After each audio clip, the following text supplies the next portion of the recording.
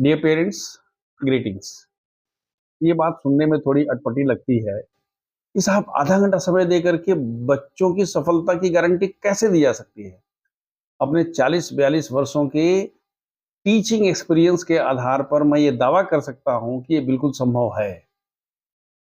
सामान्यतः पेरेंट कोई ना कोई बहाना बनाते हैं।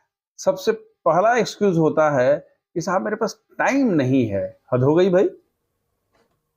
24 घंटे में आपके पास अपने लखते जिगर के लिए, दिल के टुकड़े के लिए, अपने सपने के लिए, जिसके लिए आप सब कुछ कर रहे हैं, उसके लिए अगर समय नहीं है तो आपको किसी डॉक्टर से मिलना चाहिए, किसी स्वामी जी से मिलना चाहिए अपने दिमाग को ट्यून कराने के लिए। समय नहीं है का बहाना नहीं चलेगा। आपके पास समय होना ही चाहिए, आपको समय देना ही चाहिए। नहीं देते हैं तो इसका क्या दुष्प्रभाव होगा, मैं आप पर छोड़ देता हूं, आप खुद कल्पना कर लीजिएगा। सामान्यतः अगर हस्बैंड वाइफ में से हस्बैंड काम करते हैं, ये दूसरा एक्सक्यूज है, तो हस्बैंड कहते हैं ये डिपार्टमेंट मेरी वाइफ का है। अरे हद हो गई भाई। मतलब आपने अपनी जिम्मेवारी जो है वो दे दिया वाइफ को।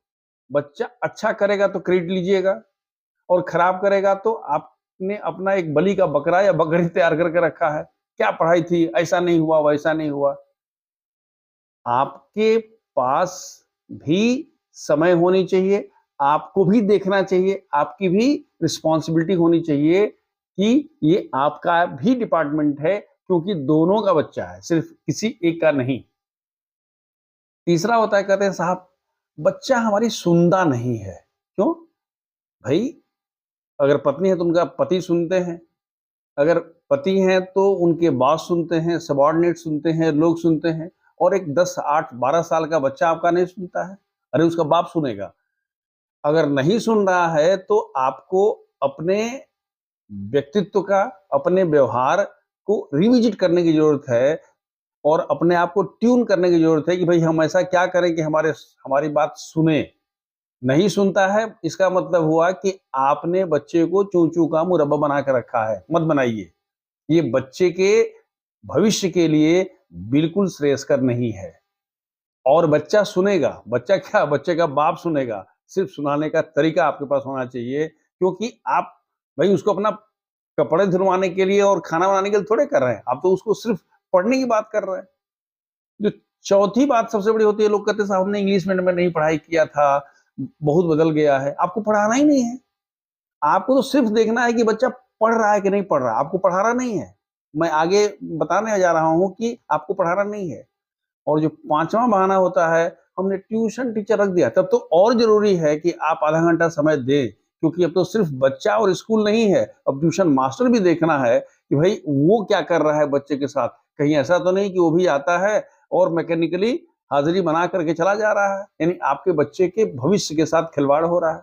इसलिए कि आखिर हाफ एन आवर में हम क्या कर सकते हैं, जो मैं कह रहा हूं आप ध्यान से देखिएगा। एक अनुभवी शिक्षक आपसे कह रहा है, सबसे पहले आप बच्चे के टाइम टेबल, स्कूल का जो टाइम टेबल है वो आपको जानकारी होनी चाहिए। पहले पीरियड में क्या है, दूसरे पीरियड में क्या है, तीसरे में, चौथे में। दूसरा, हर सब्जेक्ट में कौन कौन सी किताबें हैं। कभी कभी तो होता ऐसा है कि इंग्लिश में लिटरेचर है, ग्रामर है, वर्क बुक है, रीडिंग है, और दो दो किताब हाफ ईयरली तक स्कूल छूता ही नहीं है। कम से कम आपको पता तो होना चाहिए कि हाँ, जितनी हमने किताबों पर पैसे खर्च किए हैं वो बच्चा उसको पढ़ भी रहा है कि नहीं पढ़ रहा है। टाइम टेबल हो गया, किताबें हो गई। और जब बच्चा स्कूल से आता है तो सिर्फ आपको टाइम टेबल लेके बैठ जा रहा है और देखना है कि भाई पहले पीरियड में तुमने क्या किया है, कॉपी दिखा दो, क्या पढ़ाई हुई, क्या लिखे। इस पीरियड में क्या पढ़ाई हुई, क्या लिखे। भाई आपको कुछ नहीं आता है, ये टिक चेक करने तो आता है कि हाँ टीचर ने कॉपी करेक्ट किया है कि नहीं, बच्चे ने कॉपी में लिखा है कि नहीं लिखा है। इससे क्या होगा कि आपका बच्चा भी स्कैन होगा, स्कूल भी स्कैन होगा, और पूरा सिस्टम स्कैन हो जाएगा।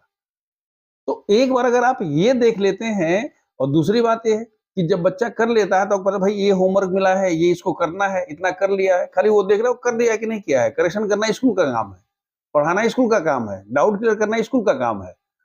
और अगर बाई चांस ट्यूशन टीचर है तो वो भी तो पता चले कि उसने क्या किया है, वो कॉपी भी देख लीजिए। अगला जो स्टेप है वो ये है कि जब बच्चा का आपने पूरा देख लिया, तो अगले दिन स्कूल में क्या-क्या पढ़ाई होनी है, टाइम टेबल के अनुसार उसने कॉपी किताब सब अरेंज कर लिया है कि नहीं कर लिया है। उन सब चीज़ों को आपने अरेंज कर दिया। एक बार अगर बच्चा अरेंज कर लिया, तो इससे क्या फ़ायदा होगा कि बच्चा ऑर्गेनाइज़ हो गया। शुरुआती दौर में आपको आधा घंटा समय लगेगा, लेकिन कुछ समय के बाद 10 मिनट में ही बच्चा जल्दी आपको क्योंकि बच्चा जो है एक बार ऑर्गेनाइज हो जाएगा तो आपको एक-एक चीज़ उतना ध्यान से देखने की ज़रूरत नहीं होगी। वो 2 मिनट में देख लेंगे कि हाँ भाई, ये हो गया, होमवर्क मिला, बच्चे ने कर लिया है, अगले दिन की इसकी तैयारी ये है। इसका फ़ायदा क्या-क्या होगा हम वो बताते हैं। इसका सबसे पहला फ़ायदा होगा कि बच्चा रिस्पॉन्सिबल बनेगा, अकाउंटेबल हो जाएगा। दूसरा है कि उसको डर रहेगा भाई कोई तो माई-बाप है, कोई तो पूछता है। वो कुछ नहीं तो आपको बताने के लिए ही क्लास में लिखेगा, नहीं तो सामान्यतः होता क्या है स्कूल में हो रहा है, बच्चा कुछ लिखता ही नहीं है, कोई पूछने वाला नहीं है। और ट्यूशन मास्टर को बोल देता है कि साहब स्कूल में कुछ पढ़ाई नहीं हुआ। एक ही टीचर ने एक ही क्वेश्चन करके छोड़ दिया। बोला गया था कि सेल्फ स्टडी करो, ऐसा नहीं होता। एक बार अगर आपने एक-एक चीज़ को देखना शुरू किया तो बच्चा जो है वो आपके डर के मारे आपको दिखाने की क्योंकि आप उसको क्रॉस चेक भी तो कर सकते हैं, आप टीचर से भी बात कर सकते हैं, स्कूल को भी लिख सकते हैं, डायरी में लिख सकते हैं। तात्पर्य ये कि आपको बच्चे की इस ग्रोथ और डेवलपमेंट की यात्रा में आपको एक्टिवली पार्टिसिपेट करना है।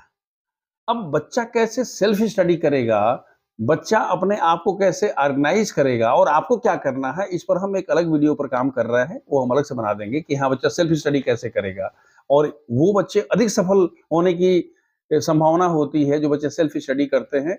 लेकिन हमने ऐसे अपने पूरे 35-40 वर्षों के जो हमारी यात्रा रही है उसमें हमने देखा है कि पेरेंट चाहे जितना कम पढ़ा लिखा हो, सिर्फ अगर उसका इतना ध्यान होता है कि तुम्हारे स्कूल में क्या पढ़ाई, भाई हम तो ऐसे ऑटो ड्राइवर्स को आकर के कॉपी किताब ले आकर के स्कूल में देते हुए देखे हैं कि साहब देखिए ना बच्चा का ये कॉपी करेक्शन नहीं हुआ, ये कॉपी करेक्शन नहीं हुआ, उसको कुछ नहीं आता है, लेकिन पता है कि हाँ भाई अगर लिखा है तो करेक्शन होना चाहिए। और वो बच्चे जो है उन्होंने आईटी क्रैक किया है।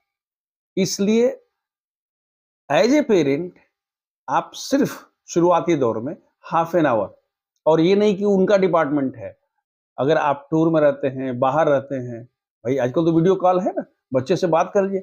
मतलब ये हुआ कि बच्चे को लगना चाहिए कि हाँ, हमको कोई गाइड कर रहा है, कोई मॉनिटर कर रहा है, कोई देख रहा है। और एक बार अगर बच्चे के मन में हो गया और एक बार बच्चा ऑर्गेनाइज हो गया और रिस्पॉन्सिबल हो गया, फिर उसको आगे बढ़ने से, सफल होने से दुनिया की कोई शक्ति नहीं रोक सकती है। मैं आपके लिए, आपके बच्चे के स्वर्णिम भविष्य के लिए ईश्वर से प्रार्थना करता हूँ और अपनी शुभकामनाएं प्रेषित करता हूँ। शुभमस्तु।